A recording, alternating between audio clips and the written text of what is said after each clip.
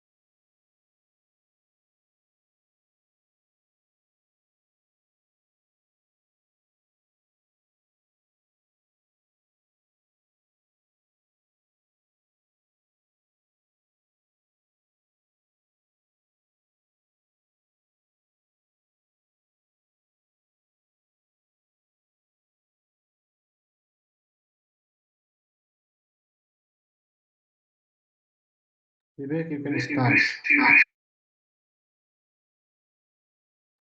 Okay, so we're going to start. Are you ready, Professor? Yes. Okay, namaste, good evening, good morning, and good afternoon, everyone, wherever you are watching us from. I am Vivek Dhostapa, Program Coordinator and Research Associate here at NICE. So, before we start, I would like to quickly introduce NICE. NICE is an independent, apolitical, and non-partisan think tank based in Nepal, which believes in freedom, democracy, and a world free from conflict. I would like to welcome you all to this very timely and important discussion titled Legal Risk of AI Gone Wrong, How Liability Can Prevent Catastrophe. Our speaker for today is Gabriel Weil from Touro University, USA. Gabriel Weil is an assistant professor at Touro University Law Center and a non-resident senior fellow at the Institute for Law and AI. He also serves on the board of the Center for AI Policy and Principles of Intelligent Behavior in Biological and Social Systems. His research focuses on the role of liability in mitigating catastrophic AI risk, and he regularly consults with legislators and other policymakers on AI policy matters.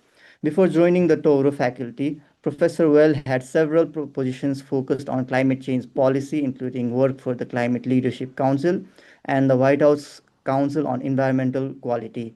Professor Well holds a JD cum laude from Georgetown University Law Center and LL.M in Environmental Law, summa cum laude from Pace University, Elizabeth Haub School of Law, and a BA in Political Science, Physics, and Integrated Science from Northwestern University. Sir, thank you very much for agreeing to speak with us today. We are all very excited and curious to know what you have in store for us. Please try to finish your remarks within 20 to 25 minutes, and then we will follow up with a Q&A session. In the meantime, whatever questions the participants may have, please drop them in below in the chat box. I would like to hand over the floor to you, Professor. Thank you. Yeah, so I'm going to talk to you about tort law and how it can mitigate catastrophic AI risk. And so first, I want to persuade you that catastrophic AI risk is something we should be worried about to begin with. So there's a lot of different perspectives to come at this from, but this scatter plot that I'm showing is from a study by the Forecasting Research Institute, which is a group led by psychologist Phil Tetlock.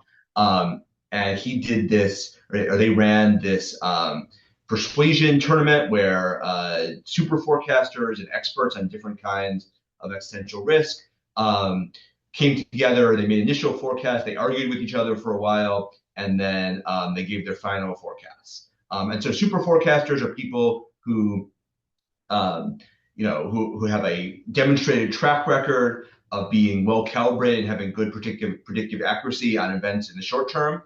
Obviously, it's harder to get post hoc evaluations for things like existential risk, but these are people who are good forecasters on the thing we can measure, and then experts in AI risk and other forms of catastrophic risk. The headline that came out of this story, or the reporting on this study, was the roughly order of magnitude difference between the AI risk experts and super forecasters. AI risk experts, the median estimate was a 3% chance of human extinction from AI this century, and super forecasters, it was 0.38%. And that is noteworthy, but I in some sense think that the median estimate from the super forecasters is more noteworthy. So 0.38, it's about 1 in 275. I don't think you'd get on a plane with a 1 in 275 chance of crashing. I certainly don't think you'd want to put all of humanity on that plane. And so we can argue about how big these risks are, but I think they're at least risks worth taking seriously. But even if they're real risks, there's a question of whether it's a policy problem or just a technical. And so I do think it's a policy problem. I think that building and deploying advanced AI systems generates these risks of harm to third parties that are not sort of reflected in the private cost. Neither the users of these systems nor the developers of them bear those costs. And so economists talk about this as a negative externality.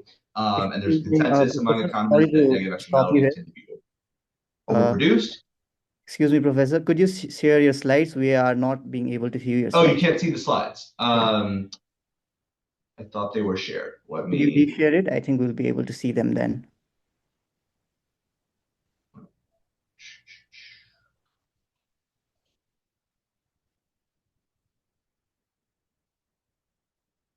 Okay. Can you see them now? Yes, we Can can you see see the them. slides now? Yes, Okay, yes. great. So I'll just show this slide again for a second. I'm past this in the talk, but I think it's worth everyone seeing. So I was pointing to the estimate from the super forecasters and from the AI risk experts, but I was focused on the median estimates here. And then now I'm talking about this framing this problem as a market failure. Frontier AI development generates these negative externalities. The standard economist response to this externality problem is to try to internalize them. For some kinds of externalities, it's best to do this with some sort of ex ante tax. So for climate change, where the harms are diffuse, but they're hard to trace, but it's relatively easy to measure the contribution of individual actions ex ante. Then a Pigouvian tax, like a carbon tax, works pretty well. For AI, we're sort of in the opposite position, where it's much easier to trace the harms. They're going to be much more concentrated on individual victims, but it's much harder to measure the risk ex ante. And so, in principle, ex post liability should be much better positioned to handle this kind of risk. So that's the basic motivation for this project. Now, I should clarify. I don't think liability can solve every problem associated with AI risk. So there could be other market failures here. There could be a public goods problem associated with AI alignment and safety research. Maybe there's race dynamics that aren't fully captured by those problems. Other countries might not adopt these same policies. So you might need some international coordination. There might be non-market failure problems. So you might be worried about government misuse of AI, and that leading to some sort of stable totalitarianism. That's not going to be handled well by liability. Even if you can get past sovereign immunity issues, governments are not motivated by economic incentives in the same way that private sector actors are. And even within the sort of core externality market failure, for reasons I'll get into, there might be limits as to what liability can do, and you might need other policy tools. But I want to argue that for this core market failure, liability is the primary tool we should rely on. Okay, but there's a big problem. So big problem is that you can't, obviously in the limiting case of human extinction, you can't use ex post compensatory damages, the kind of damages that are normally applied in a tort lawsuit to internalize these risks, because no one's going to be around to sue or be sued. Even in less extreme catastrophes, the legal system might not be functioning well enough to enforce a compensatory damages award, or the financial value of the harm might just be large enough to bankrupt the defendant to exceed any plausible insurance coverage. And so for risks of that nature, these direct ex post compensatory damages are not going to provide adequate deterrent. Even if developers of these AI systems expect to pay compensatory damages in all the cases where it's practically feasible to enforce them, that's going to under-deter the underlying risky activity. And so that's a basic problem or challenge for a liability-based governance approach. And some people conclude that means just liability can't handle uninsurable risks. But I don't think that's right. I do think we have a solution to this in tort law, which is punitive damages. So, if the goal is to internalize the full legally compensable risk, what we can do is use damages over and above the harm suffered by the plaintiff in these near miss or associated harm cases. So what I'm imagining here is an AI system does some harm, but it looks like it could have easily gone a lot worse. And in that case, and generated uninsurable catastrophe. And in that case, what what I think developers should be responsible for is not just the harm they actually caused, but the uninsurable risk that they generated. So I give this example. An AI system is tasked with running a clinical trial for a risky new drug. It has trouble recruiting participants honestly, and so it resorts to some combination of deception and coercion to get people to participate. It looks like that's indicative of we have a misaligned system for whatever reason. It had narrow goals or poor situational awareness, short time horizons. It was willing to reveal its misalignment in this case in a sort of non-catastrophic way. But the deployers of the system probably couldn't have been confident ex ante that that's how it was going to go. They probably thought it was aligned, or they wouldn't have deployed it at all. And so we can try to estimate, well, what was the probability and the magnitude of the risks that were generated. Try to figure out how big of a harm we could have gotten at directly with compensatory damages. And so for the sort of area under the risk curve beyond that point, they should be liable for that in this near miss case. Okay. But there's a number of challenges and barriers to implementing this kind of framework. So first of all, it might be very technically difficult to figure out what the punitive damages should be in any particular case. I'll give a formula in a second as to what I think that should look like, but a lot of the parameters in that formula are hard to estimate. There's also significant legal barriers. So negligence, which is the typical background liability regime, might be hard to establish. It requires you to prove that the defendant failed to exercise reasonable care, and that failure is what caused the plaintiff's injury, and that reasonable care inquiry, or what's called breach of the duty of reasonable care analysis, tends to be pretty narrow. So, if you're driving and you run over a pedestrian, courts don't typically ask questions like, well, was the value of this incremental car trip to you worth the risk to pedestrians? Or say you were driving an SUV instead of a compact sedan, was the value of that worth the extra risk? Instead, it's generally assumed that driving is a socially useful activity, and that and instead the inquiry focuses on questions like, were you drunk, were you texting, were you speeding? And so similarly in the AI context, I expect the inquiry to be, well, we assume AI development is generally socially useful.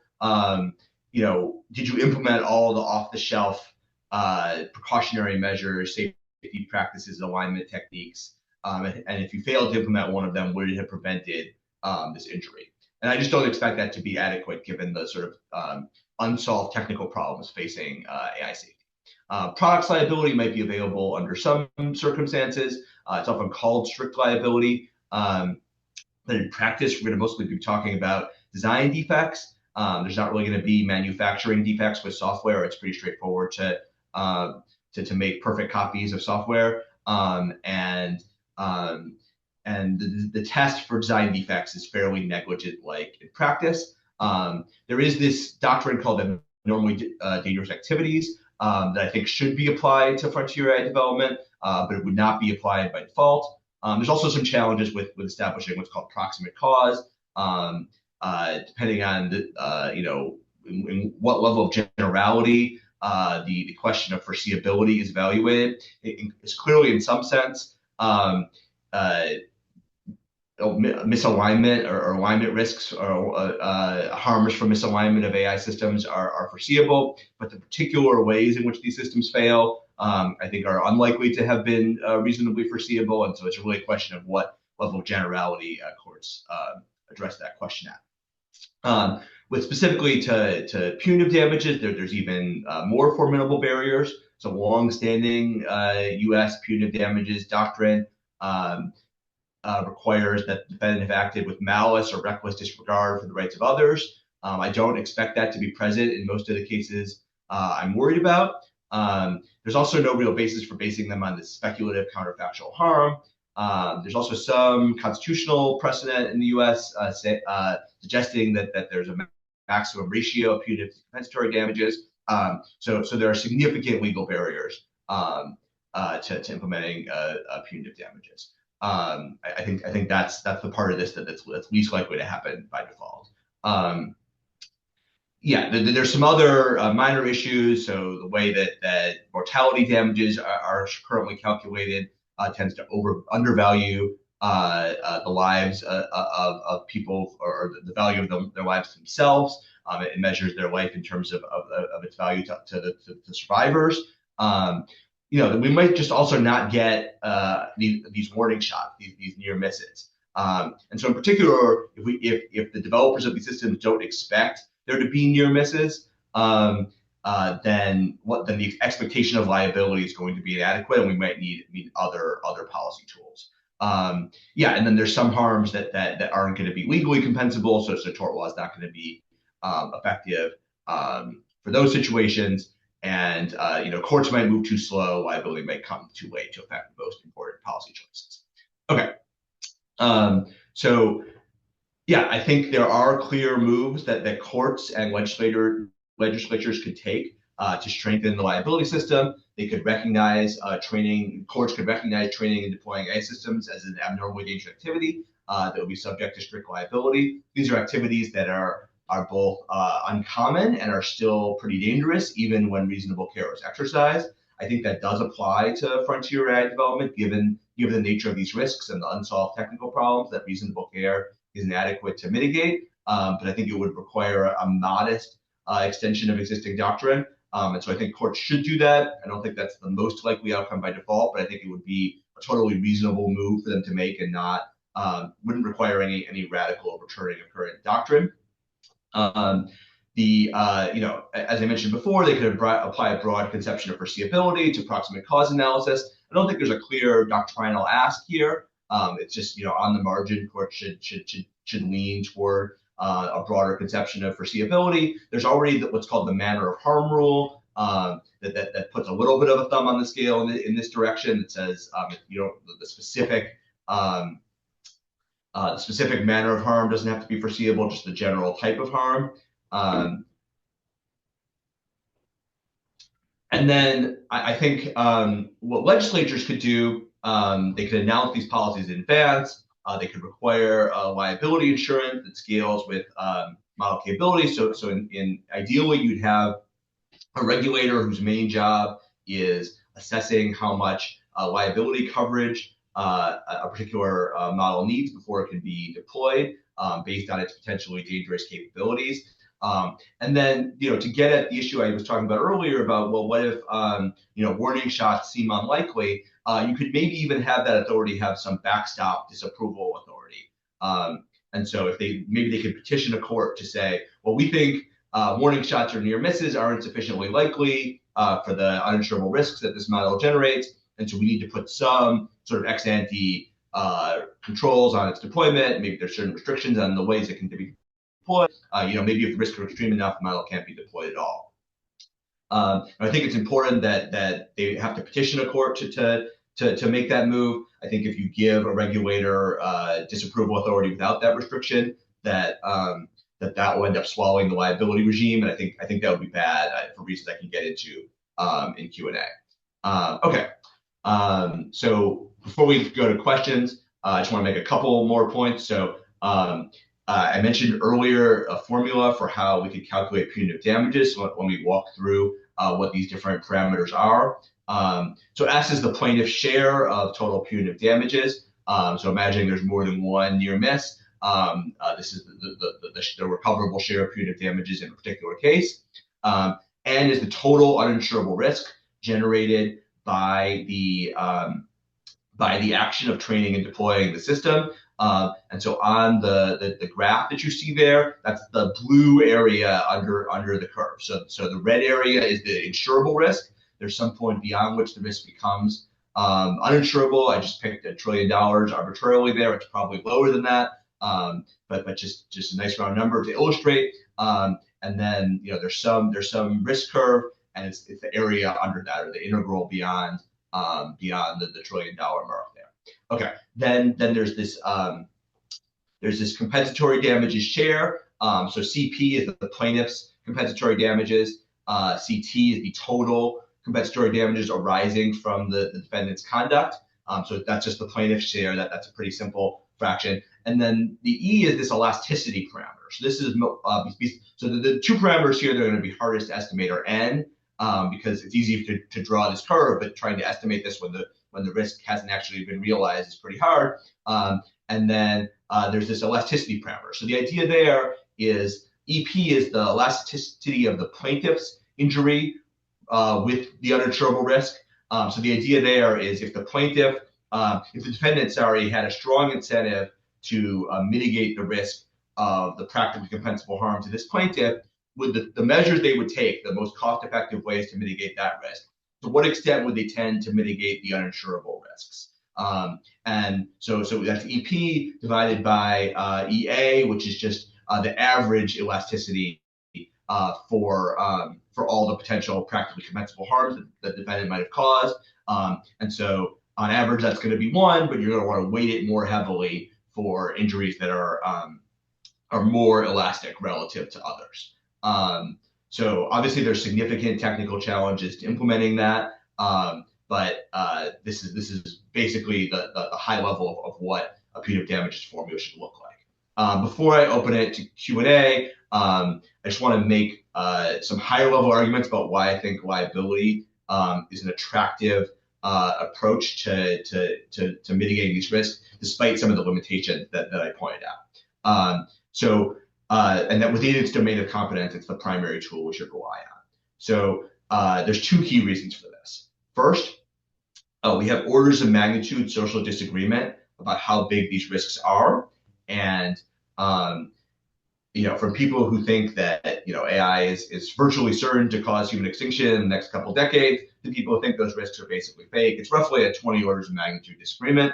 And to do prescriptive regulation or FDA style approval regulation, you need some kind of social consensus that it's worth bearing large upfront costs to impose those kinds of regulations. And we just don't have that kind of social consensus. Even if we did, I wouldn't be confident that consensus would be truth tracking. And so a big advantage of liability is that it mechanically scales with the risks. So it doesn't require you to resolve those disagreements ex ante. And at least that's true for compensatory damages. Obviously, punitive damages have this quasi ex ante quality to them that require, but at least then you're in a better epistemic position. You're talking about the risks from a particular system, not from AI generally, and you've seen the system fail in some way that you can update about what the risks it generated were.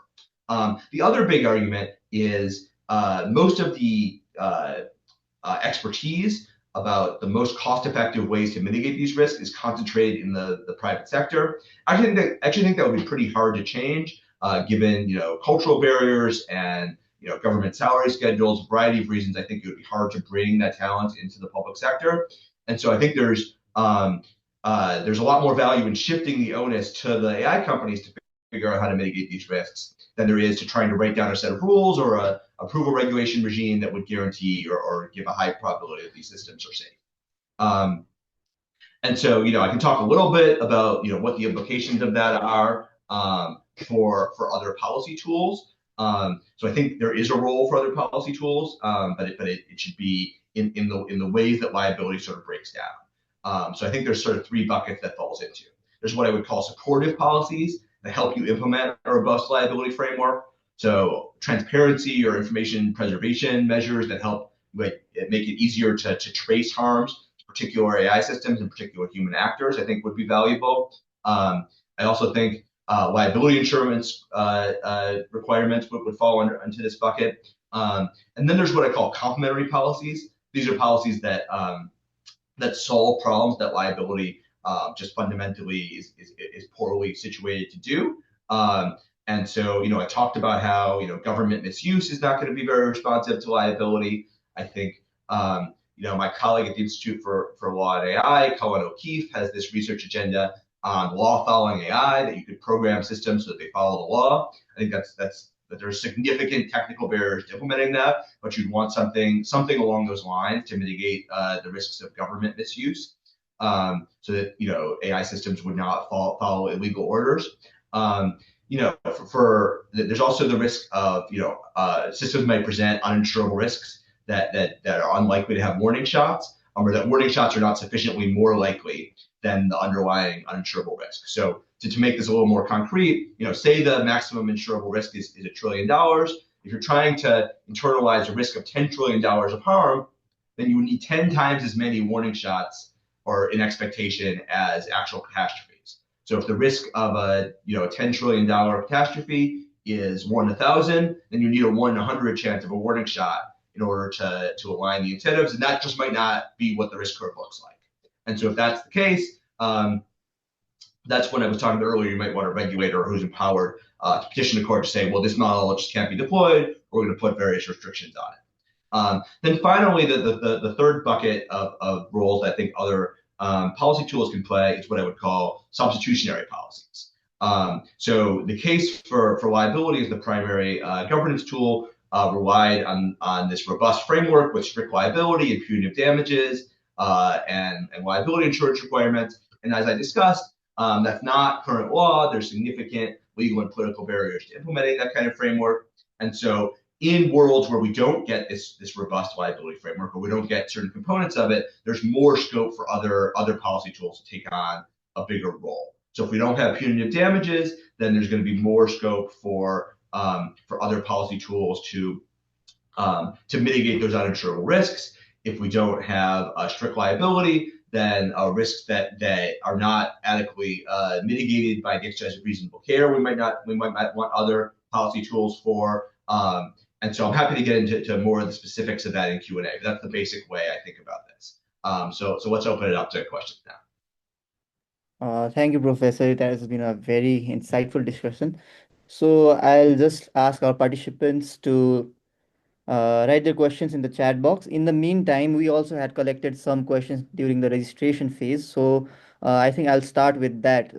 How many questions are you comfortable? Should I have 3 questions in mind. So can I start with that, or do you want to go one by one? Let's go one at a time. Okay. So the first question is, are there any international models or case studies you consider promising for governing AI liability? Anything that comes to your mind? So I think right now the existing liability regime we have in most countries is going to be inadequate, or probably all countries. So I'm not intimately familiar with liability rules in countries other than the U.S. But my understanding is that the U.S. liability regime in general is stronger than or more plaintiff friendly than most liability regimes around the world. In particular, the availability of punitive damages is stronger in the U.S. Than other countries. And so even in the U.S., I think the liability regime is too weak for this case because of the significant limits on the availability of punitive damages, the limit to cases of really egregious, reckless or malicious conduct. And so I think, sorry, there's clarification on the question. Oh, okay. So I think that, there's going to need to be significant change in liability law in most countries, or probably in all countries, for this to be an adequate solution. And so I don't think there are models that are a good model out there right now. The other point to make along these lines is that, I mentioned international coordination. One minimal version of that would be, countries agreeing to treaties to enforce each other's tort judgments. I think by default, if a country were to implement a regime like this, other countries would probably not. So say there's a Chinese AI model that harms people in the U.S. and a U.S. court awards a large punitive damages award, but that the Chinese company doesn't have assets in the U.S. And so then the plaintiff tries to sue in Chinese court and get them to recognize the judgment of the U.S. court and enforce it. I think by default that's unlikely to happen under current law. And so I think sort of reciprocal treaties that when AI systems from one country harm people in another country, they'll enforce each other's tort judgments would also be valuable. It's a little beyond the scope of the question, but it seems relevant there. Next question.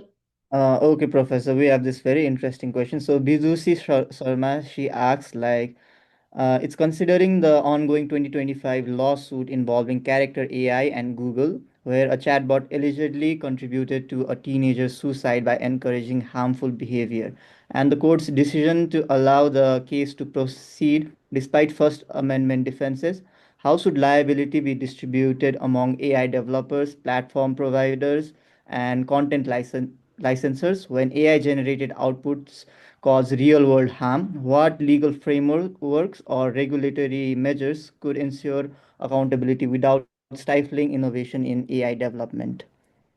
Yeah, so a couple points I want to make about the character AI case. So first of all, this is a case of a harm to users. This is a little outside the scope of what I was talking about, which was mostly focused on harms to third parties. Um, but I will say, as to the core question about how you allocate liability, um, ultimately, I think the most important thing is to have a clear default rule. At least for closed source systems, which character AI is, where there's privity of contract up and down the chain. So, all the different actors have contractual relationships with each other. In principle, they can use contract to allocate the risk of liability among them. And so, what's most important is that we have clear rules about who the liability falls on by default, and there can be indemnification clauses. I generally think it should fall on the actor who is best positioned to mitigate those risks. Here, it seems like it's probably the developer of the model. But if they want to have an indemnification clause, so that the platform provider is the one who ultimately bears the risk, I don't think that there's a strong sort of policy reason for thinking that we shouldn't allow that. Probably the developer should still be available as a backstop if the platform provider is judgment proof. But I mostly think we should allow sort of free market contracting to resolve those kinds of questions. Okay, so the next question is I will try to club two questions at once. So, how does current legal infrastructure distinguish between human error and AI system failure? Are courts ready for that complexity? And the next one is, how do we assign liability when AI systems operate in legal gray areas such as predictive policing and surveillance? Okay. So predictive policing and surveillance are typically going to be government actions. And so different sets of rules are going to apply there. There's going to be, at least under US law, there's going to be various forms of sovereign immunity and qualified immunity that are going to come into play there. And so traditional tort frameworks are going to be less relevant. But in general, the question about human error versus AI system misperforming, I think there's going to be a lot of questions for courts to work out there. There's this work that people have done on what are called moral or liability crumple zones that we tend to blame the human in the loop in those situations. And I think that there's not going to be a general answer to that question. We have rules for human negligence, and whether humans exercise reasonable care. I think we don't have as clear rules for like what we expect from AI systems. And so what I think is most important is that there's not this gap where the human behave reasonably, but you also can't hold the developer of the AI system responsible. And so there's legislation I'm working on in a few US states that would say, if there's harm to a third party and the user was not negligent, they didn't intend or couldn't have foreseen the harm, then the developer should be liable regardless of whether they exercise reasonable care. For the reasons that I gave in the talk, I think it's going to be very hard to show that within the ordinary scope of a negligence inquiry, it's pretty narrow, that the developer failed to exercise reasonable care. But if the system's engaging in this misaligned behavior that the user didn't want, I think that should give rise to liability, at least if the conduct of the AI system would be a tort if a human did it. And so that's basically how I think the standard should work. There's going to be a lot of litigation on the margins to figure out what that standard is, to try to apply human reasonable care standards to AI systems, but I think that's how the law should develop. So Priyanka asks, she has two questions. Should companies be required to carry special insurance for AI-related harms? And her second question is, could the fear of liability slow AI innovation? And how should lawmakers balance innovation with public protection? Yeah. So I do think that developers of particularly risky AI systems should be required to carry liability insurance. And the reason for that is that when I talked about punitive damages getting at these uninsurable risks, you want to lean on punitive damages as little as possible, since you want to have them available to handle the most extreme risks. And so if risk can be handled via insurance to get past this judgment proofness problem, I think that's valuable. In terms of whether liability inhibits innovation, I think clearly it does on some margin. The question is it socially useful innovation, right? And so think of the analogy to climate change, right? It's true that electricity is socially useful, but it's also true that pollution is socially harmful. And so if you have a pollution tax, then you still get lots of electricity. You just are balancing the cost and the benefit. And so when you have an externality, what we want is innovation that is net socially useful. And so if AI development produces a lot of social benefits, most of those are going to be internalized by the developer. They're going to make a lot of profit. And so if systems cause harm sometimes, that's okay. They can pay out the damages from those cases where it causes harm, and it will still be profitable. It's only when you get into innovations that are not net socially beneficial that it's going to deter development. And so I think that what we want to do is to encourage socially responsible innovation, and that's what a liability regime would do. In contrast to other forms of regulation that I think are going to be less well positioned to get that balancing act right. Now, I will give one caveat to that answer, which is that if AI development produces positive social externalities, so say the developers of these technology are not able to internalize most of the benefits they're generating, then we'd have some concern about whether fully internalizing the risks that they're generating or the negative externalities will over deter development.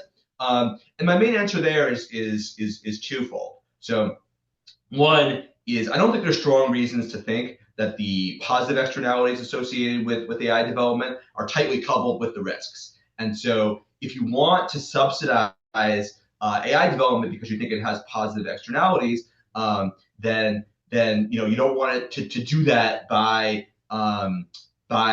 allowing the externalization of the risk. You want to directly subsidize the benefits, right? And we have various ways of doing that: tax credits of various kinds, subsidies for innovation. And we do a lot of that in the US and other countries. And so it seems like allowing the externalization of these risks is not a well-targeted way of subsidizing the benefits. The next question we have, Professor, is related to defense and security. So, how should liability be addressed in AI systems used in defense or national security, where accountability is often opaque or shared between government and private sectors, like we saw in the case of the Ukraine war? Yeah, so I think, as I mentioned in the talk, I think liability is going to be a relatively ineffective tool for deterring government misuse of AI systems. And so I think this falls into that category. There's sovereign immunity, legal issues, but even if governments are effectively held liable for these harms, I just think that the government actors are not well. Their behavior is not influenced by economic incentives in the same way that private sector actors are. So I ultimately think we're going to need other policy tools to handle those kinds of risks, whether it's misuse of AI systems in surveillance or warfare, or other kinds of government use risks. I think that's in some sense a much harder problem for policy to deal with. Ideally, there'd be some way of sort of programming these systems so that they won't do illegal things. But I think that's both hard as a technical matter, and you'd have to make sure that governments don't have access to systems that aren't programmed this way, and there's not an obvious path to doing that. but I think that's ultimately the kind of solution we're going to need there. That isn't the problem that I focus on, and there's other people who are more focused on those sort of government misuse scenarios. But yeah, I think fundamentally liability is not going to be the main answer there. Okay, Professor. Next question we have is like, do you anticipate the emergence of a global treaty or institution for AI liability adjudication? And are there any efforts being made in current day that you know of?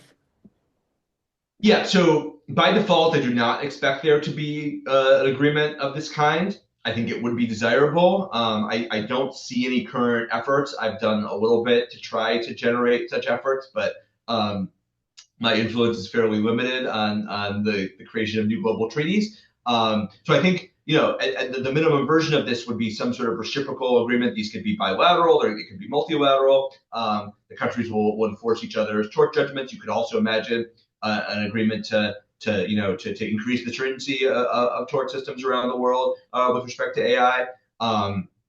But that hasn't been the focus of policymakers so far. And I think we're not moving in that direction right now, but I'm still hopeful that things will change in the future. Okay, I think we are coming to the end of this session. So one last question for you before we leave. So is regulating AI through proactive liability standards more effective, or are we still going to rely on reactive measures like litigation after the harm has been occurred? So to be clear, liability is always going to be after some harm has occurred. There's always going to be a lawsuit. Now, I think it's important to get the rules clear in advance. So we can have legislation that makes it clear that strict liability is available, the punitive damages are available, but you would still have to have litigation after the fact. The only part of this that's sort of quasi ex ante is the punitive damages, in the sense that the harm that they are designed to mitigate, or the risk they're designed to mitigate, have not been realized. But there has been some harm that's been caused in those cases. And so I think we should lean primarily on this ex post liability framework for the reasons I gave, that it's hard to know what the risks are. We have social disagreement about that, and the private sector is best positioned to mitigate those risks. I did give a sense of what I think the limits of that model are, and how we might want other policy tools to play, a supportive and complementary and substitutionary role, depending on what kind of liability framework we end up getting. But I do think liability is the primary tool we should rely on, at least in an ideal policy regime, and that is going to be primarily reactive and going to involve litigation after harm has occurred. Uh, Thank you, Professor. It has been a very insightful session. So I think we are almost out of time. So we'll close this for today. Thank you so much for your time. And it is my pleasure to announce that this is the first episode of our AI dialogue. So thank you so much for helping us kick this off. And I would like to announce from here that we will be having plenty more episodes, with very insightful sessions such as this one. So I also want to thank all the participants for their time, and we hope to see all of you in our coming episodes. So thank you, Professor, and thank you, everyone. We hope to see you in the future. Thank you all for the great questions. Yes, thank you.